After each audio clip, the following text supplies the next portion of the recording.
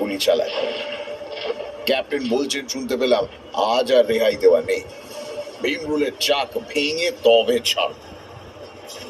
Steamer ক্রমশ তাদের ছোট জাহাজগুলির বরাবর এসে পড়ছিল। অন্ধকারেও অস্পষ্টভাবে ছোট জাহাজগুলোকে দেখা যাচ্ছে। এমন সময় হঠাৎ সবাই স্টিমারের উপর হয়ে পড়ে গেল।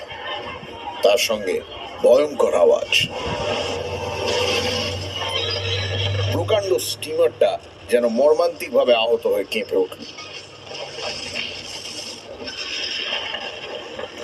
স্টিমার চোরা পাহাড়ে ঠেকে গেছে। ক্যাপ্টেনও পড়ে গিয়েছিল।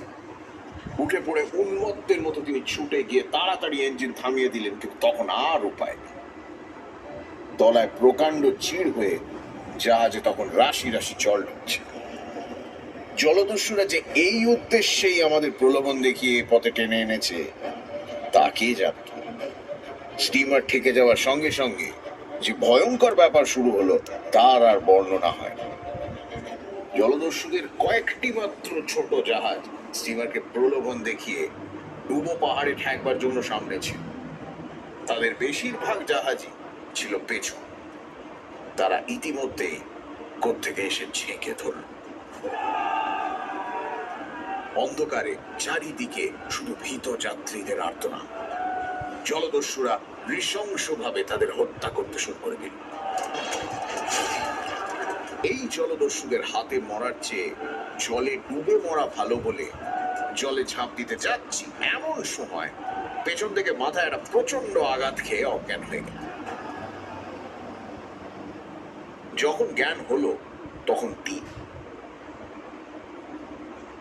দেখি হাত পা বেঁধে আমায় একটি জাহাজের ওপর দস্যুরা ফেলে রেখেছে। বুঝলাম স্টিমার ডুবেছে এবং আমায় এরা কৃতদাস করে নিয়ে চলেছে। অনেক কষ্টে হাত পা বাঁধা অবস্থায় উঠে বসলাম। সামনে দেখলাম সমুদ্রের মাঝে প্রকাণ্ড একটা পাহাড়। এই পাহাড়টিকে চিনতাম। জাহাজ টাহাজ এই পাহাড়ের পাশ দিয়েই যাতায়াত করে, কিন্তু পাহাড়ের গায়ে আছড়ে পড়বার ভয়ে কেউ বড় কাছে ঘেঁষে না।